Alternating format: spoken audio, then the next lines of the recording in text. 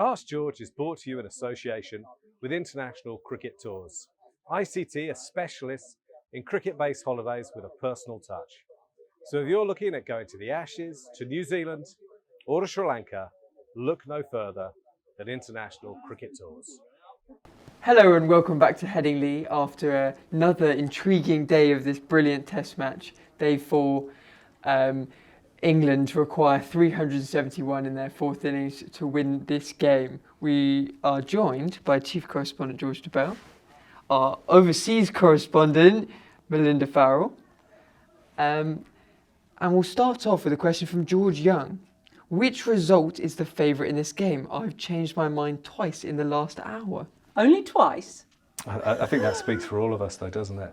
I don't know. I mean, probably in order, draw, because the weather forecast isn't beautiful, and we've been terribly lucky to this point, haven't we? India win, England wins. Probably the least likely. I mean, I just say that because statistically, I think it would have to be the 10th highest successful run chase in history and the second highest England have ever managed. They are up against an attack with one of the great fast bowlers of all time in it. And it, there is a bit going on outside the right-handers off stump for the Kirkstall Lane end. So I think you have to say that England are right up against it and India are favourites if it doesn't rain. But isn't it fantastic, as you said in the intro there, that we've got a brilliant fifth day between two clearly quite well-matched sides. I think that's the bigger picture. It's just brilliant for cricket. I think it'll be interesting to see what the pitch does tomorrow, and particularly in that opening session. We might be saying something very different based on that by lunchtime tomorrow. But England did start on the fourth evening. They started their chase, if that's what it is, really well. I know it's only been a few overs, but they look really assured. And the other thing, while there is some help outside the off stump, and it's just outside the off stump now, it's spread, it's only when the ball is new and there's nothing outside the left-hander's off stump. And, Stokes left-handed, Duckett's left-handed. Don't know. If it hadn't been for what we saw in 2022, you'd give them no chance. But we saw miracles. And some of the other games. I know that 2022 was the crazy. But yeah, I love it. Yeah, it's brilliant. It's brilliant. Yeah, exactly. That we don't know is a really good thing. Now we have the benefit of just being in a press conference with Josh Tongue where he ruled out draw, and Kerr Rahul backed him up and said that he also agrees there won't be a draw. But Aidan McLaughlin asked, whisper it, but if some early wickets fall and overs are lost to rain, might England actually shut up shop and play for the draw? I'm not going to whisper it because people have complained about the audio. And we apologise again for that. Yeah, they might. And that would be absolutely fine. Let's just remember a couple of things. India were 430 for 3 at one stage. They were running away with this test. And then if Harry Brook had been out on naught when it turned out that Bumrah had overstepped, England could have been something like 250 for 5. There have been several occasions in this game where it's felt like England have clung on.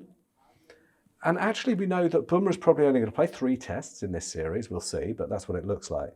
So to get through one of them, having been that far behind the game on a couple of occasions with a draw, I don't think that would be the end of the world. So let's just see what happens. Naturally, they're not going to play for a draw.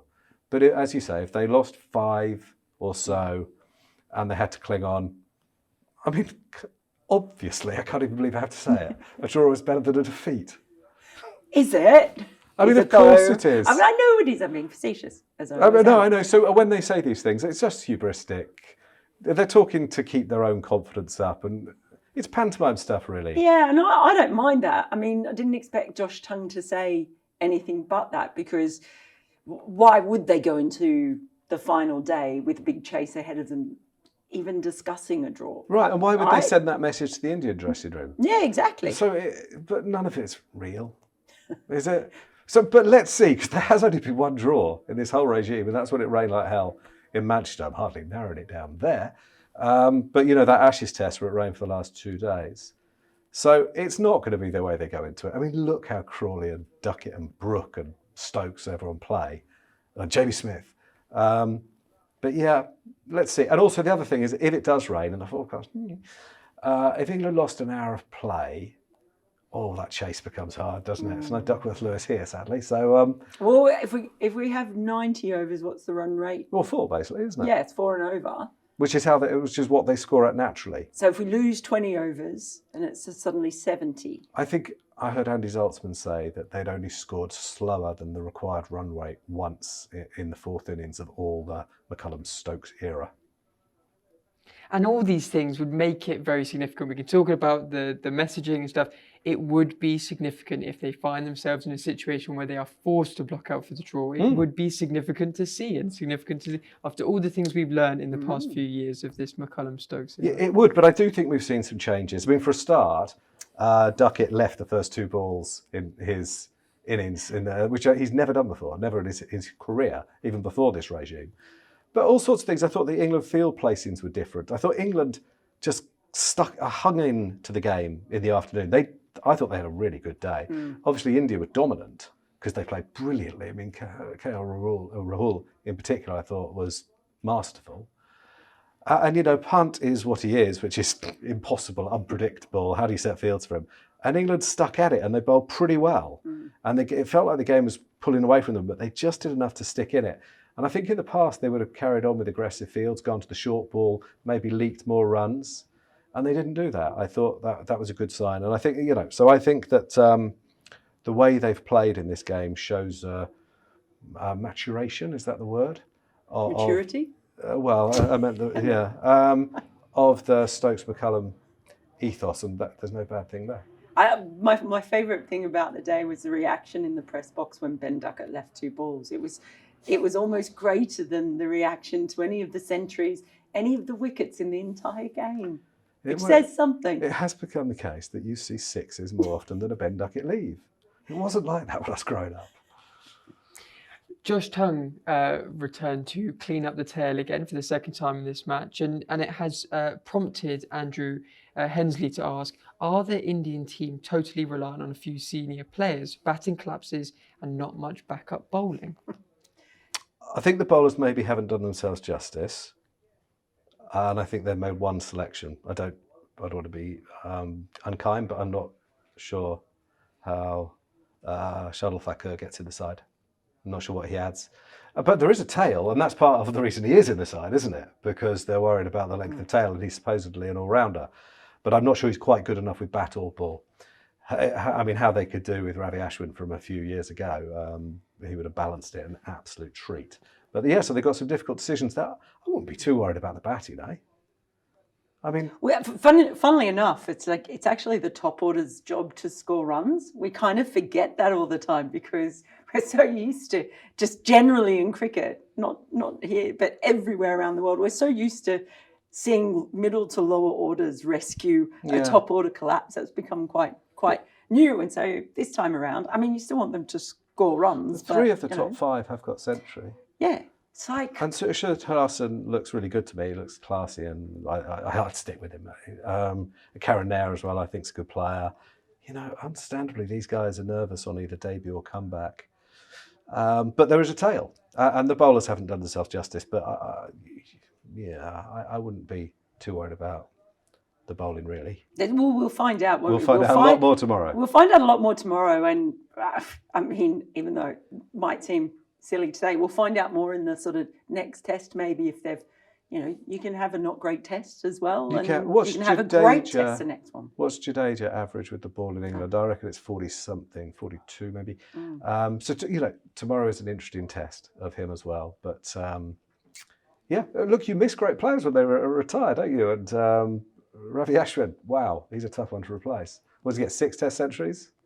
As well as all those wickets? Tough to replace. Richard Prue asked, Shoaib Bashir bowled pretty well, but as I write, has taken 2 for 189. I think he took 3 for 190.